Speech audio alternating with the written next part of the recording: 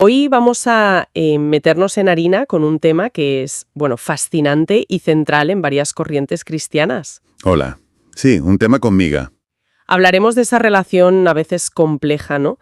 Entre el sacrificio de Cristo, ese que es único, y la vida de entrega de, digamos, sacrificio del creyente. Exacto.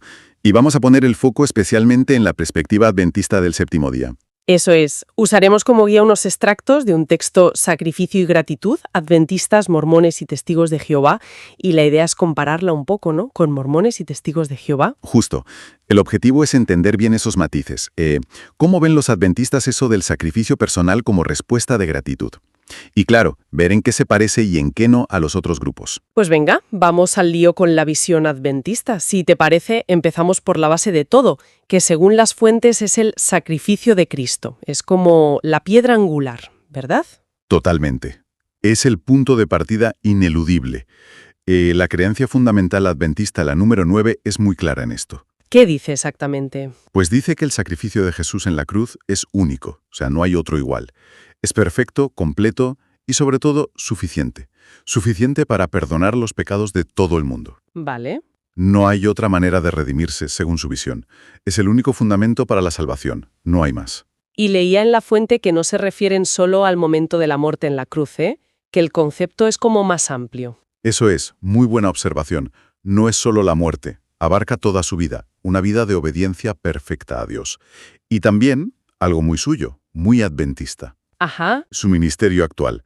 ¿Creen que ahora mismo está actuando como sumo sacerdote? En el cielo. Sí, en lo que llaman el santuario celestial. La creencia fundamental 24 habla de esto. O sea que Cristo sigue activo, por decirlo de alguna manera, aplicando los beneficios de su sacrificio a los que creen en él. Y aquí es donde conectan con esa doctrina tan particular del juicio investigador, ¿cierto? Que dicen que empezó en 1844, según una profecía de Daniel. Justo. Lo ven como una parte clave de ese ministerio en el cielo, como si fuera una revisión divina, ¿no?, de los libros celestiales, una preparación para la segunda venida de Cristo. Entiendo. Toda esa secuencia, su vida, su muerte, su trabajo ahora en el cielo, ese juicio, todo es la prueba máxima del amor de Dios.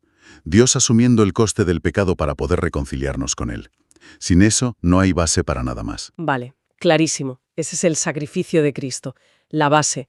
Pero entonces, ¿dónde encaja la vida de sacrificio del creyente? Si Cristo ya lo hizo todo, perfecto y suficiente, ¿qué pintan nuestros esfuerzos? Esa es la pregunta clave, claro. Y ahí es donde la visión adventista se define muy bien. La vida de sacrificio del creyente, insisten mucho en esto, no es para ganarse la salvación. Ajá. No es para añadir nada a lo que hizo Cristo.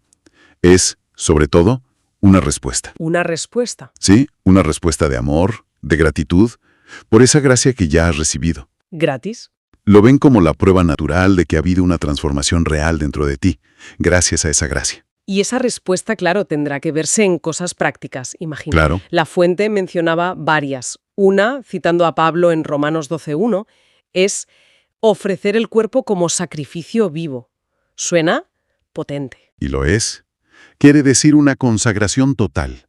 Tu cuerpo, tu mente, tu voluntad. Todo al servicio de Dios. Y aquí entra algo muy, muy adventista. El cuidado de la salud. Ah, claro. El énfasis en la salud. Exacto. Creen que el cuerpo es templo del Espíritu Santo. Así que cuidar la salud, muchos adoptan dietas vegetarianas, por ejemplo, evitan el tabaco, el alcohol, buscan un estilo de vida sano. Todo eso forma parte de esa entrega total. No es solo espiritual, ¿sabes? También es físico. Es interesante esa conexión tan directa. Fe y salud. Mencionaba la fuente también otra cosa. Negarse a uno mismo. Esto suena un poco a, no sé, ascetismo, sufrir por sufrir. No, no va por ahí exactamente. No es buscar el sufrimiento. Es más bien renunciar a lo nuestro, ¿sabes? Al egoísmo, al orgullo, a esas ambiciones que nos ponen a nosotros en el centro y nos alejan de Dios y de los demás. Vale. Elena G. de White, que es una figura clave para ellos. Sí, la cofundadora. Eso es. Pues ella escribió algo muy interesante en El camino a Cristo.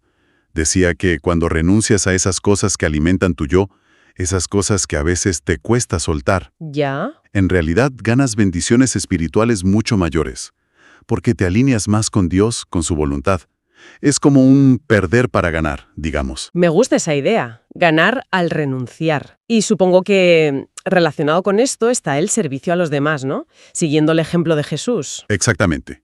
Se inspiran mucho en pasajes como ese de Marcos, donde Jesús dice que no vino para que le sirvan, sino para servir Él. Claro. Así que ponen mucho énfasis en el servicio desinteresado, y eso se ve en cosas concretas, ayudar a gente necesitada, compartir su fe, el Evangelio, y tienen un compromiso muy fuerte con la misión global de la Iglesia. Mencionaban ADRA, ¿verdad? Como ejemplo. Sí, ADRE, su agencia de desarrollo y ayuda humanitaria. Trabajan por todo el mundo, en desarrollo, en emergencias. Pero bueno, no es solo la organización. Es también una llamada a que cada uno se implique personalmente, en su comunidad. Entendido. ADRA como la parte organizada de ese servicio. Y quedaba un último pilar práctico en la fuente, la mayordomía fiel. ¿Qué es eso exactamente? Pues la mayordomía viene de la idea de que nada es nuestro en realidad. Ni nuestro tiempo, ni nuestros talentos, ni el dinero, ni siquiera el planeta. Vaya. Todos son dones que Dios nos ha confiado. Ser un mayordomo fiel significa administrar todo eso bien, con responsabilidad, con integridad, con generosidad, siguiendo los principios de Dios. Y aquí entra lo del diezmo, ¿no? Ahí entra, sí. El diezmo, eso de devolver a Dios el 10% de tus ingresos, se basa en textos como Malaquías, pero no lo ven como una ley fría o una forma de comprar bendiciones. Entonces, ¿cómo? Lo ven más como un acto de adoración, una forma de obedecer y de reconocer que Dios es el dueño de todo, el que nos da todo. Es como una disciplina espiritual que te ayuda a confiar en Él y a ser agradecido. Y junto al diezmo, pues también están las ofrendas voluntarias, que se dan por amor, para apoyar la misión y otras necesidades. Vale. Creo que se entiende la estructura. Sacrificio de Cristo como causa y la vida de sacrificio del creyente, salud, renuncia al yo, servicio, mayordomía, como respuesta, como evidencia. Pero, ¿cómo se aseguran de que no se confunda? Porque desde fuera a veces puede parecer que las obras cuentan para la salvación. Es una línea fina, sí. Y la teología adventista, según la fuente, insiste mucho en el orden correcto. Causa, efecto. Primero el sacrificio de Cristo, la causa única de la salvación. Después, como consecuencia, como fruto natural de haber aceptado esa salvación por fe y de haber sido transformado por el Espíritu, viene la vida de entrega. O sea, no puedes darle la vuelta. Exacto.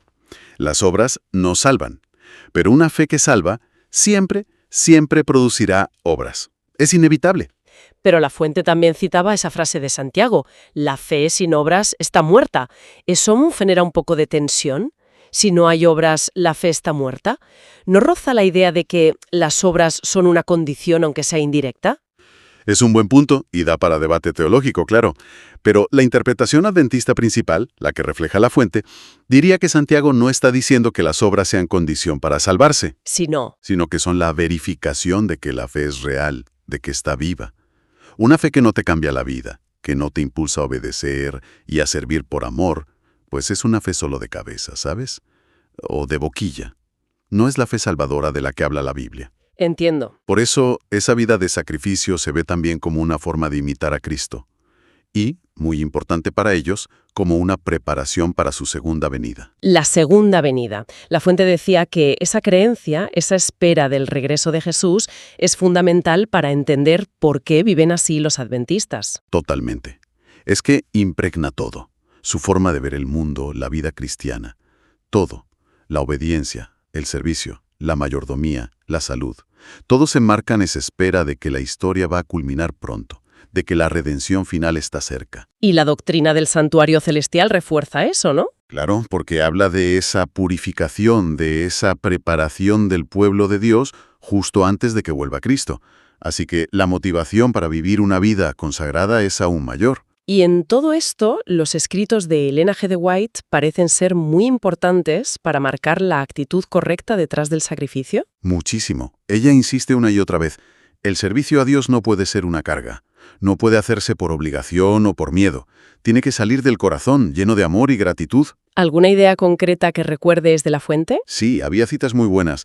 Decía que el servicio tiene que ser voluntario, de corazón, que seguir a Jesús implica estar dispuesto a cualquier sacrificio personal, pero no como un deber pesado, sino por el deseo de llevar a otros a conocerle. Y hay una frase que me impactó. El yo debe morir, pero al renunciar al yo, hallamos la verdadera paz y gozo en el Señor. Es potente. Sí que lo es. Deja claro que la motivación interna es lo esencial.